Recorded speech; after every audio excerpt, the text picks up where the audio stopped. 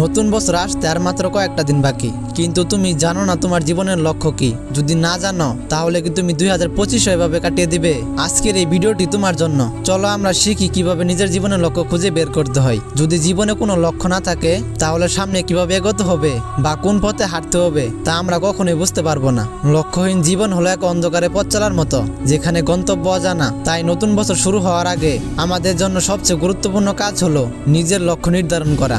সঠিকভাবে লক্ষ্য ঠিক করতে পারলে সেই লক্ষ্যে পৌঁছাতে সহজ হয়। লক্ষ্য আমাদের জীবনের দিক নির্দেশনা দেয়, কাজের প্রতি আগ্রহ এনে দেয় এবং সাফল্যের দিকে এগিয়ে যেতে সাহায্য করে। তাই নতুন বছর শুরু হওয়ার আগে যে কয়টা দিন হাতে আছে লক্ষ্য খুঁজতে ঝাঁপিয়ে পড়ো। তোমার লক্ষ্য কি সেটা খুঁজে বের করো। তোমার আগ্রহ জীবনের প্রয়োজনীয়তাগুলো নিয়ে ভাবো। একটি সুনির্দিষ্ট এবং অর্জনযোগ্য লক্ষ্য স্থির করো এবং সেই অনুযায়ী পরিকল্পনা তৈরি করো। ধাপে ধাপে কাজ শুরু করো। লক্ষ্যহীন সময় নষ্ট করার চেয়ে লক্ষ্য স্থির করে জীবনের পথে এগিয়ে যাওয়া অনেক বেশি কার্যকর। যদি তোমাকে প্রশ্ন করা হয় তোমার লক্ষ্য কি, তুমি হয়তো ভেবে উত্তর দিবে গাড়ি কিনবো, বাড়ি করব, এগুলা তোমার লক্ষ্য মনে হবে। কিন্তু জীবনে প্রকৃত লক্ষ্য কি কেবল এইসব অর্জন করাই?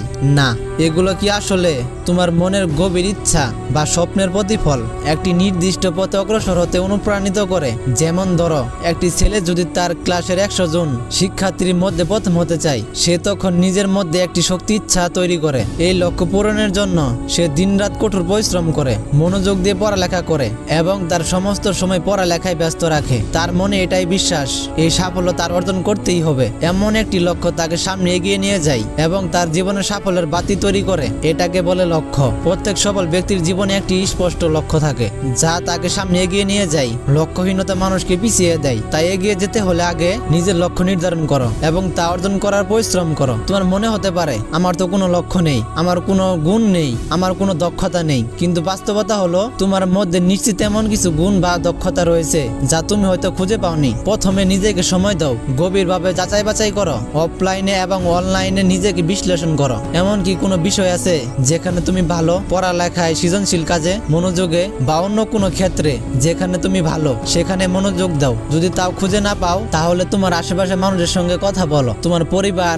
বন্ধু বা শিক্ষককে জিজ্ঞেস করো তারা তোমার মধ্যে কোনো বিশেষ গুণ বা দক্ষতা দেখতে পায় কিনা। অনেক সময় অন্যরা আমাদের এমন গুণ চিনতে সাহায্য করে যা আমরা নিজেরা বুঝতে পারি না। সব সময় মোবাইল নিয়ে ব্যস্ত থাকলে তুমি কখনো বুঝতে পারবে না তোমার ভিতরে কি গুণ বা দক্ষতা আছে। এগুলো অনুভব করতে হলে নিজেকে সময় দিতে হবে, নিজের সাথে কথা বলতে হবে। তখনই নিজের লক্ষ্য খুঁজে বের করতে পারবে। সবশেষে মনে রাখবে, লক্ষ্য ঠিক করা তোমার জীবনের সবচেয়ে গুরুত্বপূর্ণ কাজ।